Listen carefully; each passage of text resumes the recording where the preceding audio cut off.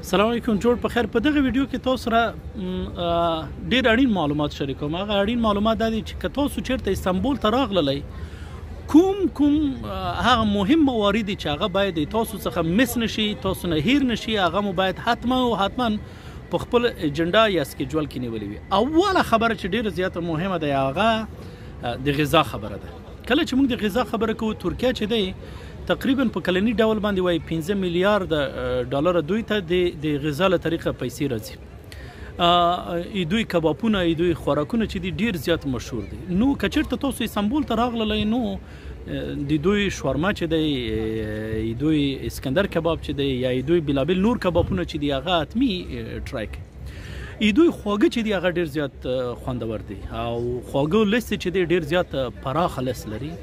او بل دوی په خوږو کې چې دی ډیر زیات، مثلا دوی په بغلاوي کې یا چې دی کنافه کې یا سوتلج کې، په دغه شان کې ډیر زیات دوی پسته استعمالوي. او که قیمت یو څه اوچات هم دی، خو هغه انګریډینټس یا محتویات چې دی هغه یعنی ډیر زیات با کیفیت دي.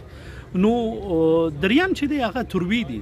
که چیرې تاسو استانبول کې وای او کباب مو فرمایش ورکوي یا مو هر شی ته فرمایش ورکوه، نو تروی دلته چې دی ډیر زیات کاریږي، خلک چکی، نو تاسو هیر نه کوي. لکه که چیرته تاسو دلته د رستورانټونو المارۍ وګورئ، د پیپسي و دغو شیانو څنګ کې ډیر زیات بوتلونه چې ایښودل شوي دي هغه د ترو دي. د فوډ په لیست کې چې دی ډرنک سره څنګ کې باید چای مو هیر نشي. ترکیش چای چې دی، دویم تور چای کوي، خو دوی د تور چې خوند چې دی هغه ډیر زیات متفاوت دی. ما څو ځلې کور ته تو استانبول نه ترکیش چای وړه، خو کوم مزه یا کوم ټیسټ چې دلته دی هغه، یعنی ما کور کې په هماغه چای وکړه. مونږ اول فکر کوو چې والا مونږ چې یو کیدای شي چای مو کم اچولی، ډیر زیات چای مو واچو، خو بیا هم چې دی هغه دوی ټیسټ مو پیدا نه کړی شو. بل ترکیش کافي دی چې ترکیش کافي مس نه کړي. لکه کلم چې تاسو استانبول ته راغلئ، ترکیش کافي چې دی په ایمینونو سره دکانونه دي، تاسو کولی شئ چې هلته ترکیش کافي راواخلئ. نظر په ګرام باندې چې لږه ماخیستله ډېره ماخیستله، خو مقصد یې دوی ترکیش کافي چې دی حتمي ټیسټ کړي. دا چې دی د نورې د نسکافې و دغو شیان چې دی یو څه متفاوته ده، هغه ترکیش خپل هغه لري، لکه ټیسټ لري. بل چې دی واک دی. کلم چې تاسو استانبول کې وای، تاریخي ځایونو کې کوشش وکړئ چې په موټرو کې ونه ګرځئ. مازدیګر مهال یا سهار مهال چې دی اجنډا داسې برابر کړئ چې تاسو هلته پیاده وګرځئ، او پیاده ګرځېدلو څخه تاسو خوند واخلئ.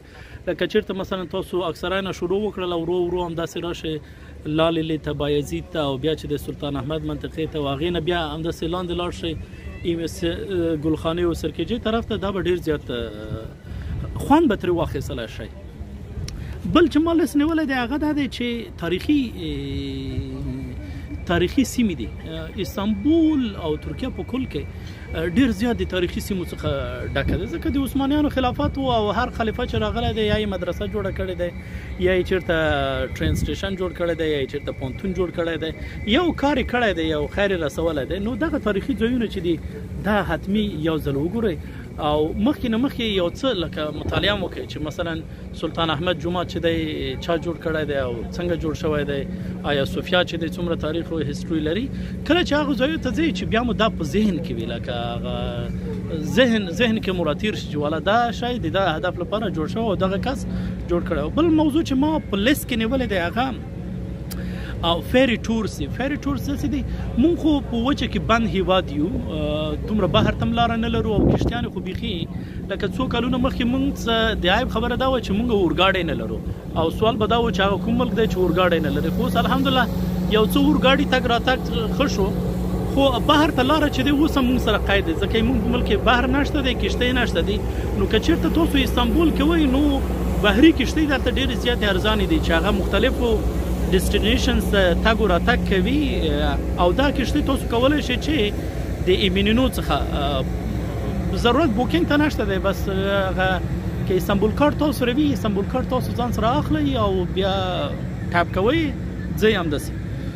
کولی شئ تاسو آسیایي سایډ ته لاړ شئ، په کشتۍ کې پرنسز آیلینډ ته په ټکسي کې لاړ شئ، باسفورس وزټ چې دی په باسفورس او پرنسز آیلینډ او اسکودر دا په فیری کې وکتلی شئ.